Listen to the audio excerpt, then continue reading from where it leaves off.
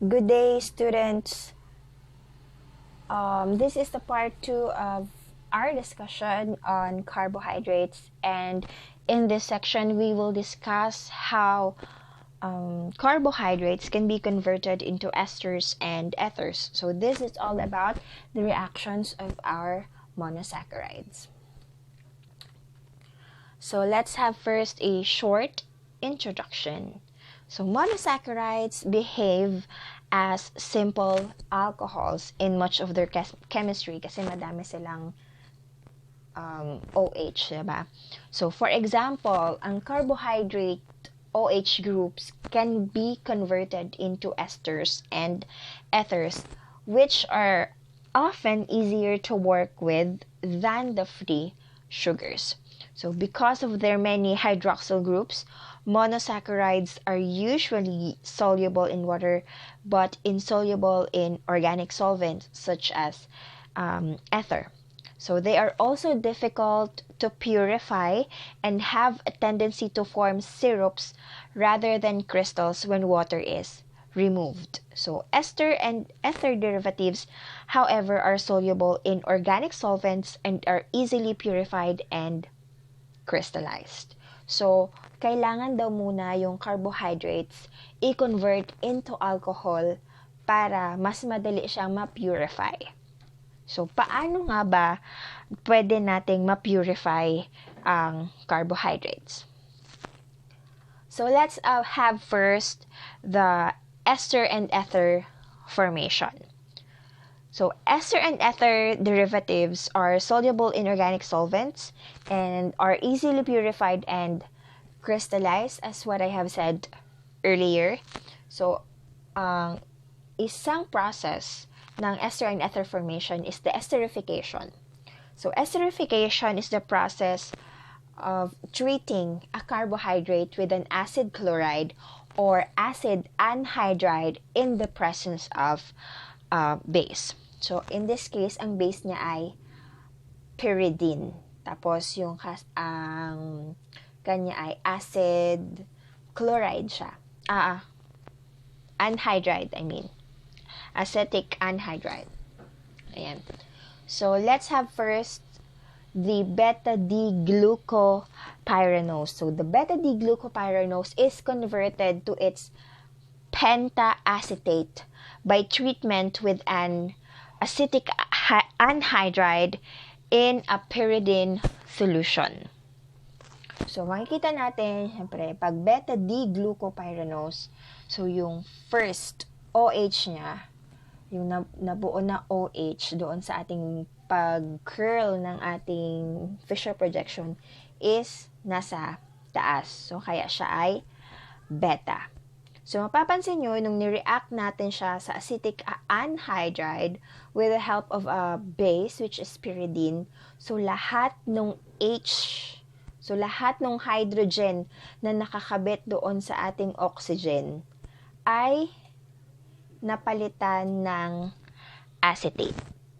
So, CH3CO. Ayan. So, lahat ay napalitan.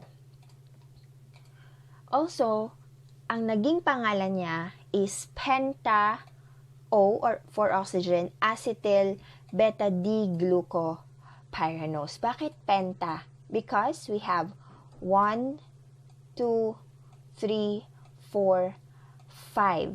So, 5 acetyl na nakakabit sa ating oxygen. So, ganon magpangalan ng ating product from esterification. So, another way of converting carbohydrates to ether. Ito pa, ang esterification is converting carbohydrate to ether. Ito naman, sa Williamson ether synthesis, so ginagawa nating ether yung ating carbohydrate. So, in William ether synthesis, the carbohydrates are converted into ethers by treatment with an alkyl halide in the presence of a base. So, in this case, ito yung alkyl halide natin, yung iodomethane, at ang ating base, which is silver oxide. Ayan. So, ngayon, ayan. So, meron tayong example. We have the alpha D-glucopyranose. Bakit alpha? Kasi nasa baba yung na-form na OH on the first carbon. Okay? So, dito naman, lahat ng O, ay lahat ng H na nakakabit sa ating oxygen ay napalitan lang ng CH3. Kung kanina, ang pinalit is COCH3, ngayon sa ating Williamson ether is CH3 lang. So, how would we name the product in Williamson ether synthesis? So, yung ano lang, nilalagyan, yung name lang, yung alpha-D-glucopyranose, and then methyl ether. Yung methyl, diba, CH3. Ayan. So, ilang methyl tayo? We have 1, 2, 3, 4, and 5. So, that's penta. Pero, kung ang example natin is like, kung example natin is a aldopentose, so 5 lang yung ano niya, 5 lang yung carbons niya, 'di ba? Pag 5 yung carbons, 4 lang naman ang mafo-form na may OH, 'di ba? So nagiging tetra lang siya. Okay. Ayun. So that's the ester and ether formation. So let's have another example. So, draw the products you would obtain by reaction of beta-D ribofuranose with yung ating iodomethane at saka silver oxide. And on letter B, yung ating, acetic anhydride with the base pyridine, So, this one is the structure or the furanose form of ating beta-D ribose. Ayan. Pero, since naka-furanose form siya, so ang name niya ay beta-D ribofuranose. Ayan. Okay. So, let's have first the esterification. So, ito yung ating, diba? Yung ating ribofuranose, and we react it with our acetic anhydride with our base solution, pyridine. So, sa esterification, pinapalitan lang natin yung lahat ng H na nakakabit sa ating oxygen with COCH3 or, ayan. Tapos, ito na, kinabit na natin, COCH3. So, ilang COCH3? We have 1, 2, 3, 4. So, that's tetra. O, acetyl beta D ribofuranose. So, that's the esterification. Next, we have the Williamson ether synthesis ng ating beta D ribofuranose. So, we react it with our iodomethane with our base na silver oxide, and we got this structure. So, lahat ng H, pinalitan lang ng CH3. So, we have beta-D ribofuranose tetramethyl ether. So, ganun lang siya kadali. So, we have another one, the glycoside formation.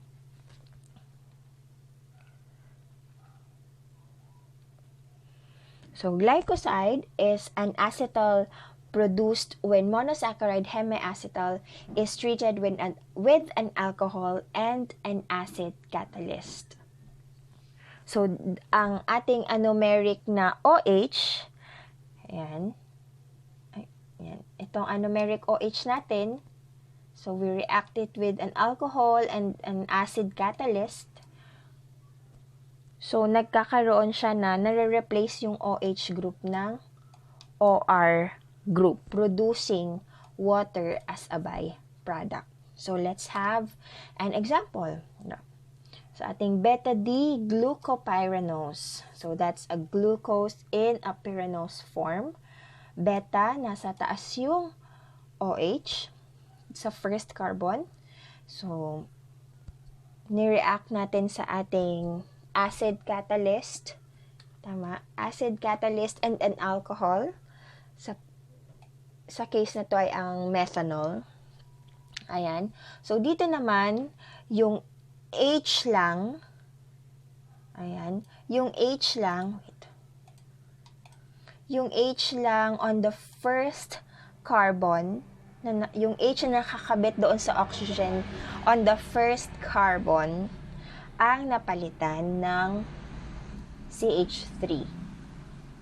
Ganun siya.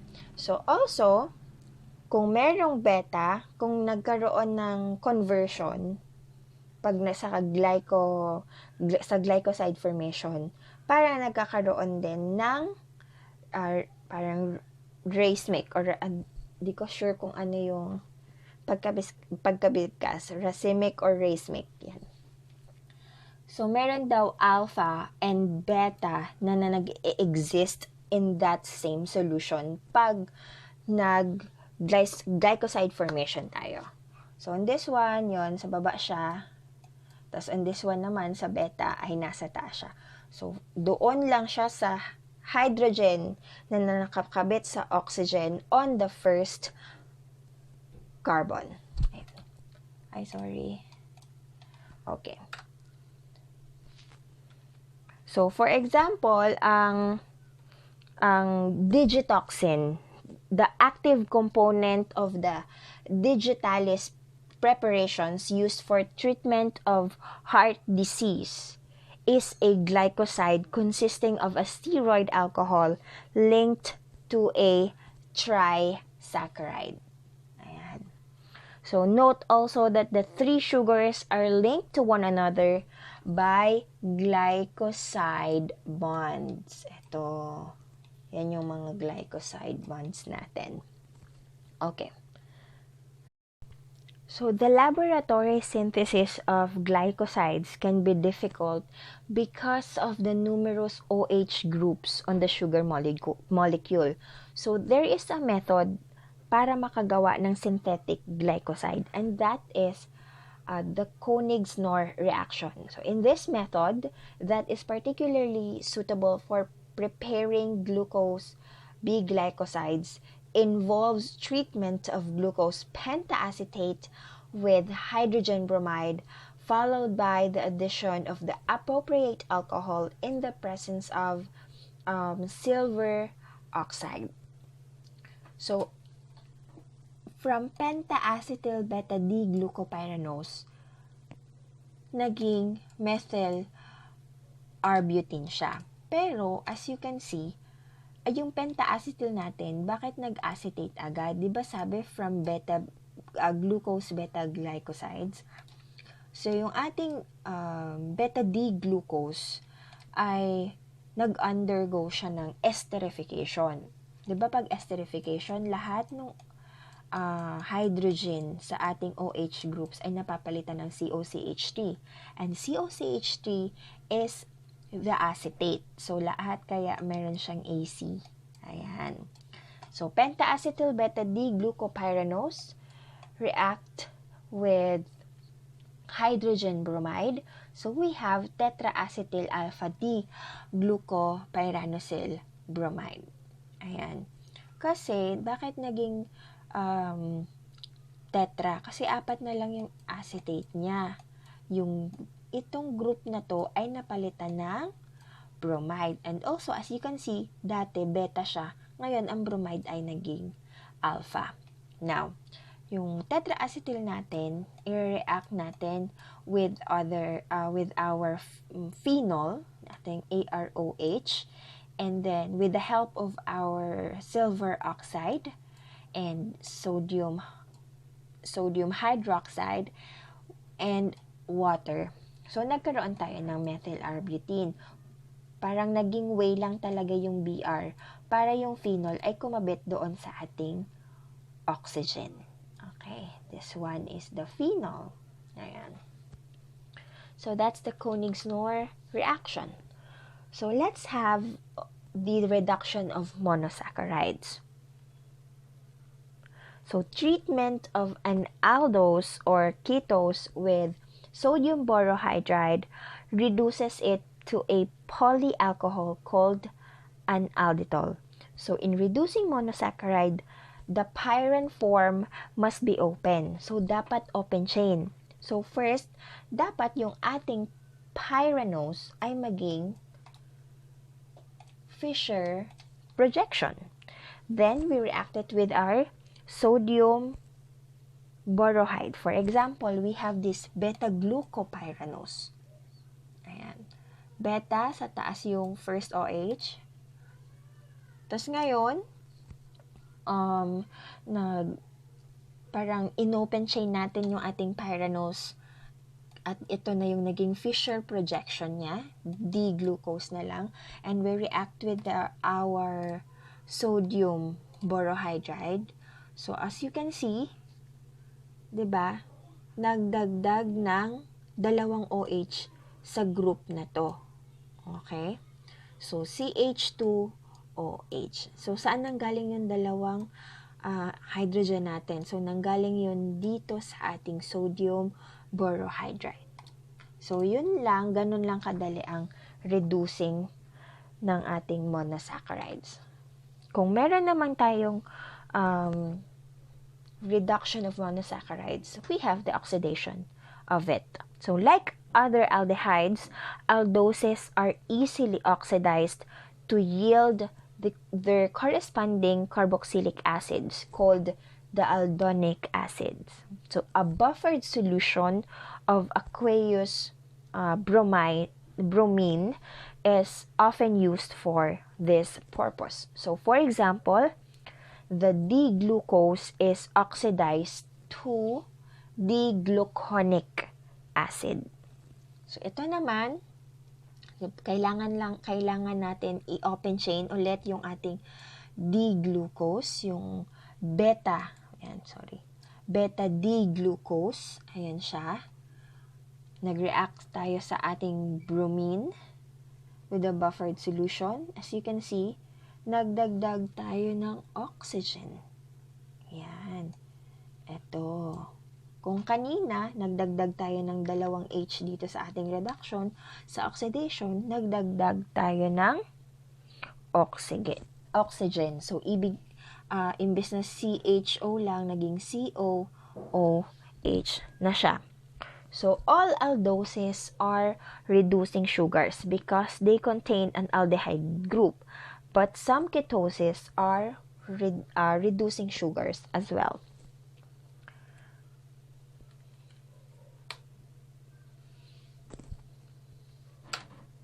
Ayan. So, for example, fructose reduces Tollens reagent even though it contains no aldehyde group. Reduction occurs because fructose is a mixture of aldoses, glucose, and mannose. So, in basic solution by a series of keto-enol tautomeric shifts. So, may mga ketones din tayo na pwede nating i-reduce daw. Kasi, for example, ang D-fructose ay 2 units siya. Meron siyang glucose and mannose, na kung saan ang glucose at mannose ay mga aldehydes. Ayan. So, meron din tayong aldaric acid. So, if warm, ang ating nitric acid ay ginagamit as the oxidizing agent. So, ang aldose natin is oxidized to a dicarboxylic acid called an aldaric acid. So, for example, ang ating beta D-glucopyranose, this one. So, inopen chain natin siya into Fischer projection. At dinilute natin ito sa ating nitric acid. Tapos meron tayong water in the presence of heat.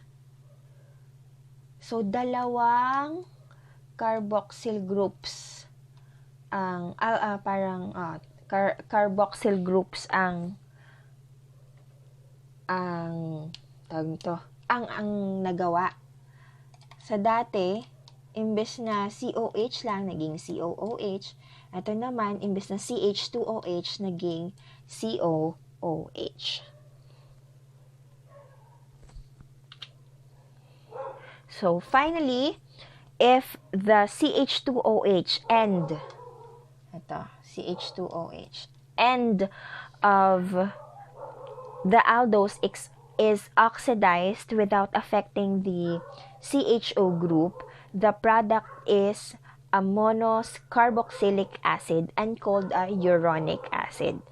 And the reaction can only happen enzymatically. So, ibig sabihin, with the help of an enzyme. So, walang chemical reagent na makakapag-accomplish ng ganitong reaction or ganitong selective oxidation in the laboratory.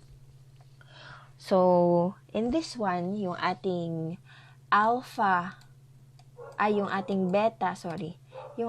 beta-D-glucopyranose, yung sa tapos ni-react natin siya with an enzyme, nagiging glucuronic acid siya. Ayan. So, imbes na CH2OH, nagdadalawa yung oxygen niya. So, nagiging COOH. Ayan. So, pag inopen naman, ganito yung Fischer projection niya. Okay, so we have this worksheet number 5. You show and draw all the reactions of any two of the following sugars. Okay? Kahit saan dyan. Except lang yung kanina, yung sa may fructose. Huwag yung gagawin. At saka, dapat papangalanan nyo yung mga products nyo if there is. Kung meron siyang panghalan. Pero lahat naman yan meron. Ayun. So, that's your worksheet number 5. So, meron tayong chain lengthening. The discovery of chain lengthening sequence was initiated by the observation of Heinrich Kiliani in 1886 that aldoses react with hydrogen cyanide to form cyanohydrins. So, si Emil Fischer, na-realize niya na agad na importante yung discovery ni Heinrich Kiliani. At nag-devise siya ng method para ma-convert yung cyanohydrins into an aldehyde. So, for example, meron tayong aldose. So, ito yung zigzag-zigzag na yan.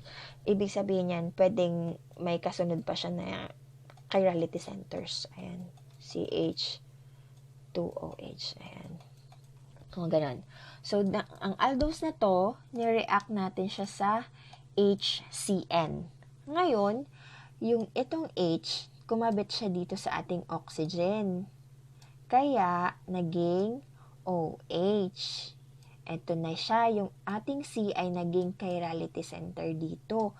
Tapos, yung CN, ng HCN, ay dumagdag. Kaya, meron tayong dagdag na carbon na nag-triple bond sa ating nitrogen. So, ngayon daw, kung meron daw na OH dito sa ating right, mag-exist din daw siya na ang OH ay nasa left din. So, dalawa daw yung magiging product niya, kaya may plus. Ayan. So, ngayon, diba, nagkabit na sila. Ayan. So, nag-react na naman tayo sa ating 2 atoms of hydrogen na mayroong palladium catalyst. Ngayon, yung hydrogen na yon, yung dalawang hydrogen, kumabit naman siya. Kumabit talaga. Nag-a-attach naman siya doon sa ating nitrogen at saka sa carbon. Isa sa carbon, isa sa nitrogen. So, ganun din dito. And then, from that, ayan, naman tayo, hydronium in water. Nireact naman natin siya sa hydronium in water. So, yung nitrogen ay yung nitrogen and itong hydrogen na to ay nawala naman, nag-leave na siya at napalitan ng ating oxygen. Ayan, so ganito din yung dito sa kabila. So, ganun lang yung chain lengthening. So, kunwari, ito ay isang glyceraldehyde. Kunyari, dito ay, wait lang. So, ito ay isang mali. CH2OH. Ayan. So, isa siyang glyceraldehyde. Ang pagiging product niya, CH2OH. Tapos, ito din. CH2OH. So, magiging product niya ay, ano nga ito? 1, 2, 3, 4. Diba? Ito ay erythrose. At ito ay magiging threose. Diba? Yun ang product ng glyceraldehyde. Laging tatandaan na lahat ng sugars ay nagmula sa glyceraldehyde. Okay. So, let's have another example. So, what would you expect from Killiani-Fischer reaction of D-ribose? So, ano ang product ng D-ribose sa Killiani-Fischer reaction? So, ito yon. So, ang D-ribose natin ay ito, diba? Ayan siya. This one. So, nireact natin siya with HCN. Bumaba itong carbon. Ayan, dito na siya. Itong carbon ay nandito na. Nadagdag na yung CN. Ayan. C double bond N. At yung H na to yung kumapit doon sa ating oxygen. Kaya meron tayong OH. Ayan. So, from this one, syempre, mag-exist din daw siya dito na ganitong form na ang OH ay nasa kabila. Okay. So, sinreact natin sila with 2 atoms of hydrogen. Ayan.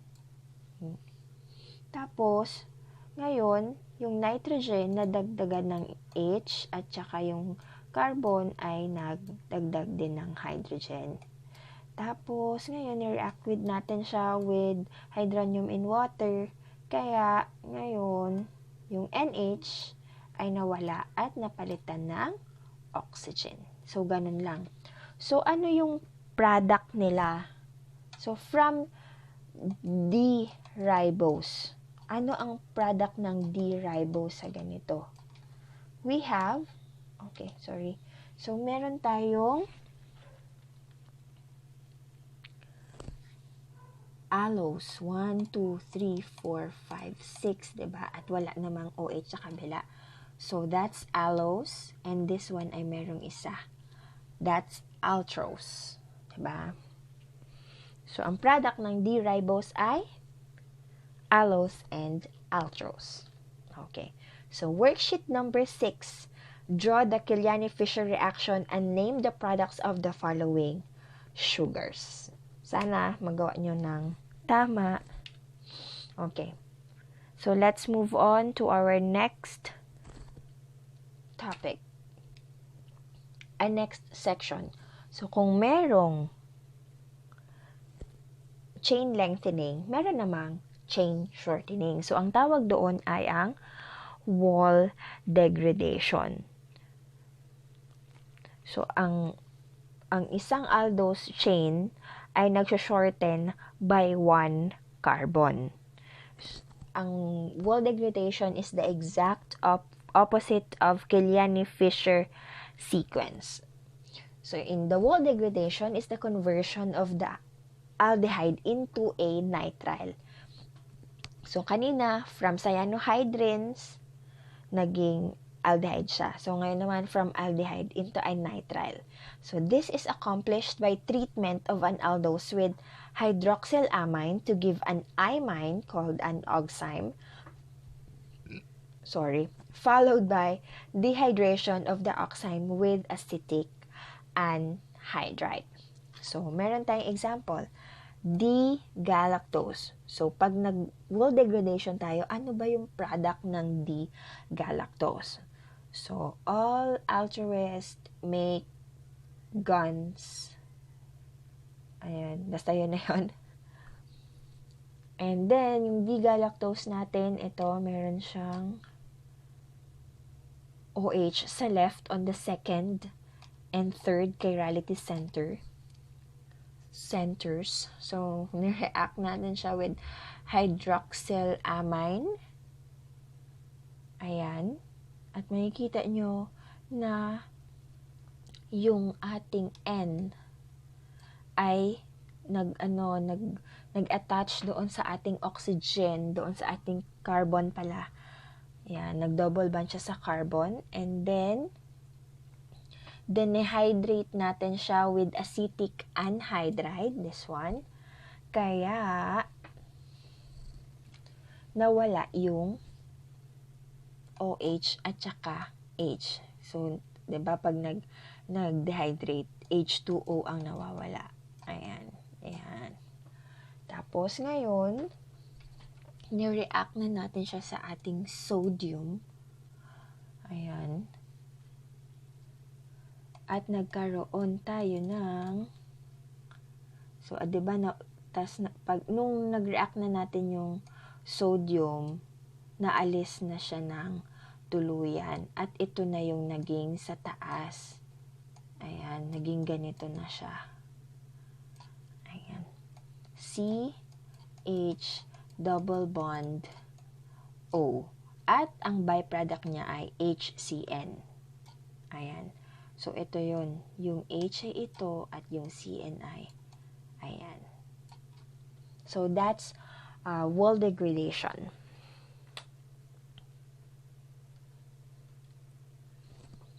So, worksheet number 7. Draw the wall degradation and name, if there is, the products of 2 aldohexoses of your choice, except yung galactose. So, kayo na bahala pumili kung anong aldohexose ang gagamitin nyo sa wall degradation. Okay. So, ito naman, ang 8 essential monosaccharides. So, humans need to obtain 8 monosaccharides for proper functioning. And these 8 monosaccharides can be made in a laboratory setting. So, may mga synthetic monosaccharides tayo. Pero kahit na pwede natin siya i-take as meds, it is still energetically efficient to obtain them from our diet. So, ano ba itong 8 important sugars na ito? So, we have galactose, glucose, and mannose. So, itong tatlo na to are the simple aldohexoses. Yung fucose naman, yung L-fucose, is a deoxysugar, meaning that it has an oxygen atom that is missing. Okay. So, dito. Ayan. Wala siyang oxygen dyan doon sa ating CH2OH.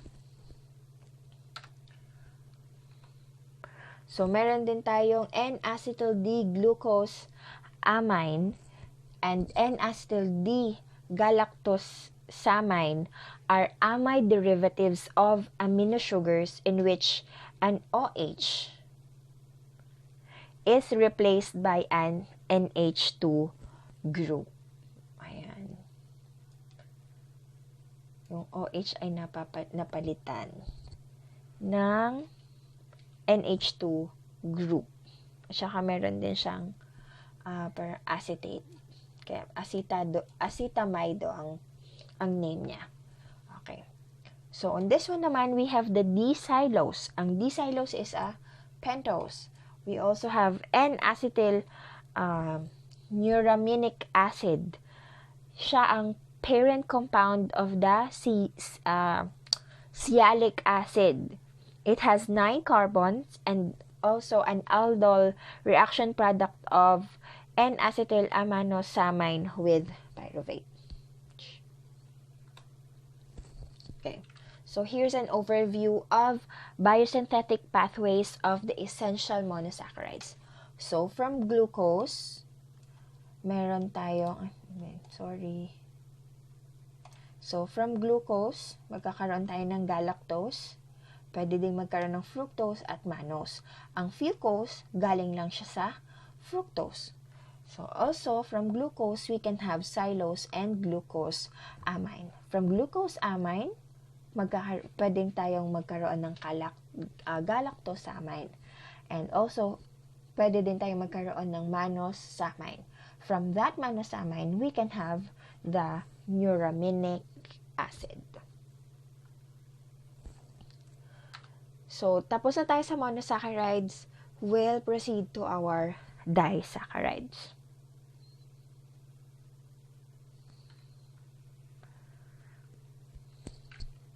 So, yung kanina, di ba, meron tayong glycoside formation. So, eto na yon.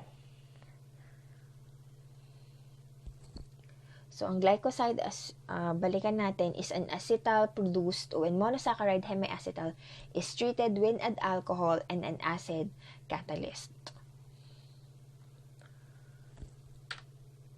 Okay. So, meron tayong iba't ibang mga glycosidic bond. So, let's have the 1-4 link na tinatawag. 1-4 link is a glycosidic bond between the carbon 1 or the first carbon of the first sugar and the OH at carbon 4 of the second sugar. So, the glycosidic bond to an anomeric carbon can be either alpha or beta. At nag-iiba ang name ng dalawang disaccharides na to. So, let's have ang sugars, ang disaccharides that has 1-4 link ay ang ating maltose at ang cellobiose. So, let's have first the maltose. Maltose consists of 2 alpha-D-glucopyranose units joined by a 1-4 alpha-glycosidic bond. So, ito yung ating maltose. Ito yung ating alpha. Okay, wait. Yan. So, ito yung ating alpha-D-glucopyranose. 2 units yan. Ayan. So, sabi dyan, meron daw tayong 1-4 glycosidic bond. Asan yung 1? So, ito yung carbon. Ito yung first carbon ng ating isang unit ng ating glucose. Tapos ngayon, nag-bond siya doon sa oxygen na nakakabit sa carbon ng sa carbon 4 ng ating second unit ng glucose. So, yan. So, meron naman tayong cellobiose. So, cellobiose is the disaccharide obtained by partial hydrolysis of cellulose consists of 2 beta-D-glucopyranose units joined by a 1-4 beta-glycoside bond. Ayan. Ito siya. Beta.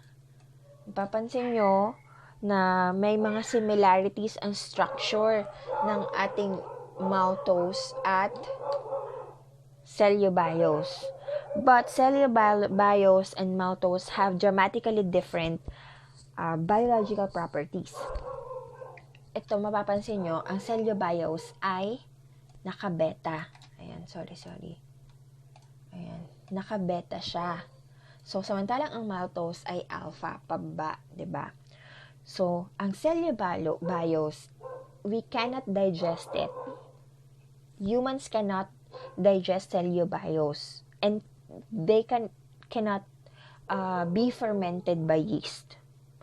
Kasi nga, may nasa may sa beta form. And maltose, however, is digested without difficulty and is fermented readily. So, yun. So, next we have the lactose. Lactose contains D-glucose and D-galactose joined by a beta-glycosidic bond between carbon 1 of galactose and carbon 4 of glucose. Yan. So, ang lactose is a disaccharide that occurs naturally in both human and cow's milk. And it is widely used in baking and in commercial milk formulas for infants. Kung kanina yung ating, what do you call that? Yung ating maltose ay same unit ng glucose, 2 units of glucose, so same unit ng monosaccharide. Dito sa lactose natin, meron siyang 2 different monosaccharides. Meron siyang glucose at galactose. So, ito yon. Ito yung ating glucose at ang ating galactose. Ayan. At ito yung beta-glycosidic bond between the first carbon ng ating galactose and the fourth carbon of glucose. So, that's lactose. Next, we have the sucrose. Sucrose, or the ordinary table sugar, is probably the most abundant pure organic chemical in the world. So, whether from sugar cane or sugar beets, and whether raw or refined, all table sugar is sucrose. And sucrose is not reducing sugar. Hindi siya reducing sugar kasi isa lang naman ang unit ng monosaccharide niya. At ang fructose ay isa din. Ketone, diba? Okay. So, sucrose is a mixture of glucose and fructose joined by a glycoside link between the carbon 1 of glucose and carbon 2 of fructose. Ito yung glucopyranoside and ang ating beta-fructofuranose.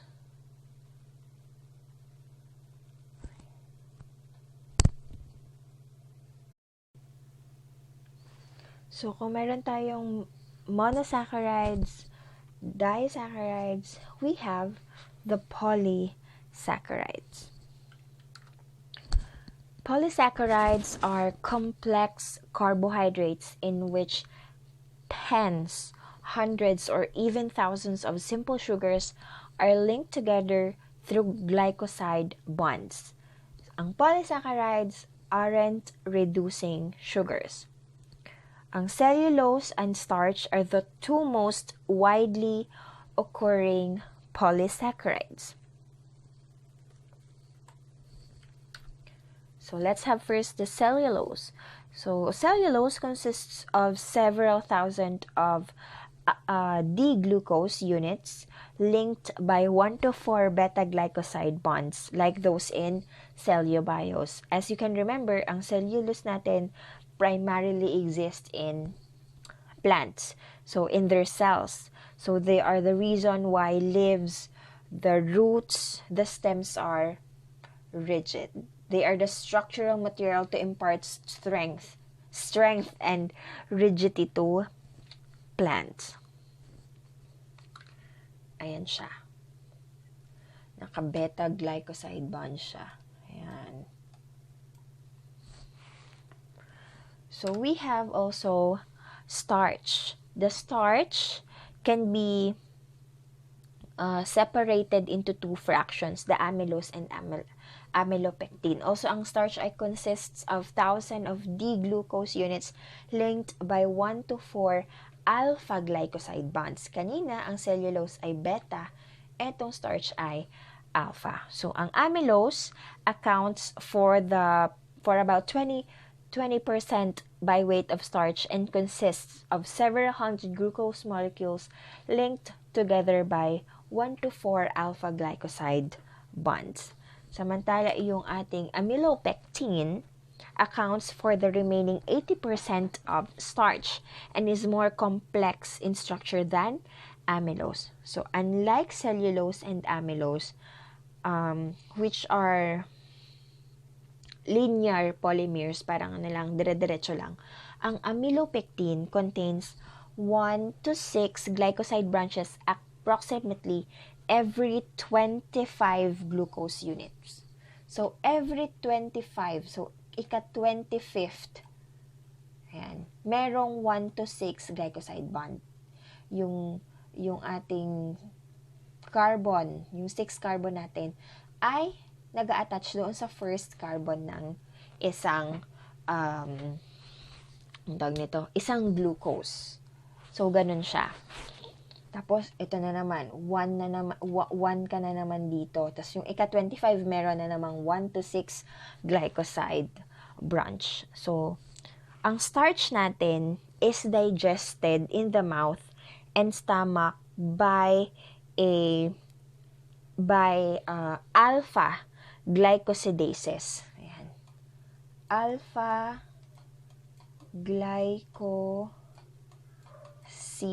letter S to. Sidases. Ayan siya. Yan yung enzyme, no? Sa ating, ang tawag nito? Sa ating mouth din.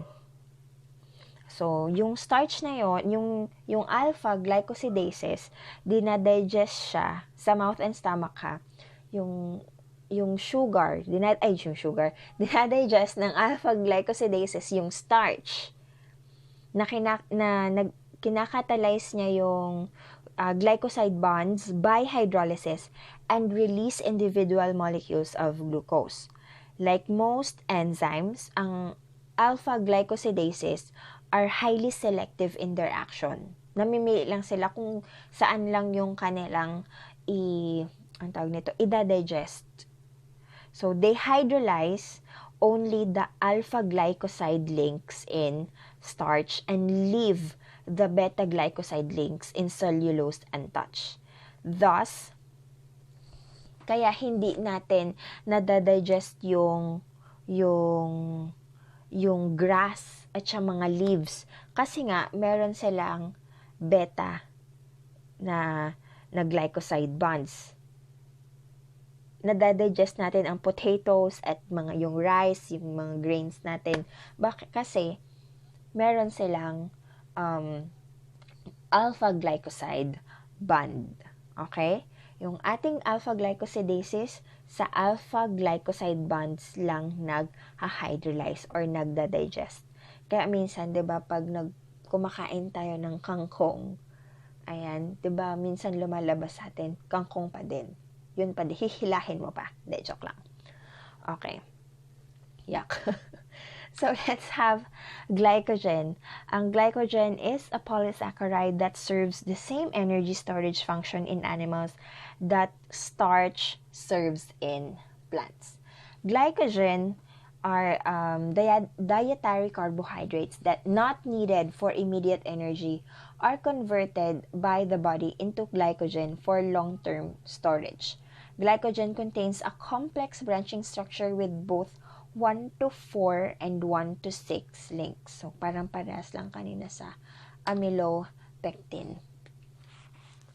So, ito yung mga hexagons. Yan ay mga glucose units yan. Yung hexagons na yan. So, meron din tayong iba pang mga importanteng carbohydrates. So, itong mga other important carbohydrates naman ay mga hindi sila simple aldoses or ketoses lang. So, let's have the deoxy sugars. So, ang deoxy sugars have an oxygen atom missing. So, ang OH group, ayan yung nandito. Ang OH group natin, ayan, ay nawawala at meron lang siyang hydrogen lang.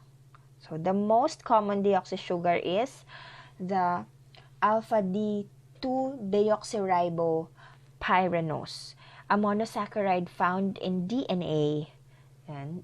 I-note nyo rin na ang 2-deoxyribopyranose na to exists in water solution as a complex equilibrium mixture of both furanose and pyranose form. Okay? So, ang deoxyribose pwede siyang mag-exist, 50% exists, 40% pala, sorry, 40% exists as in a pyranose form, and 13% exists as a furanose form. So another important carbohydrates are the amino sugars. Amino sugars have an OH group replaced by NH2. Ayan, ng ating amine. Ayan siya. So, yan. Ang ating example is the beta-D-glucose amine. Ang amino sugars that are known are the streptomycin and the gentamicin. So, that ends our discussion about carbohydrates. So, next up is the amino acids, peptides, and proteins.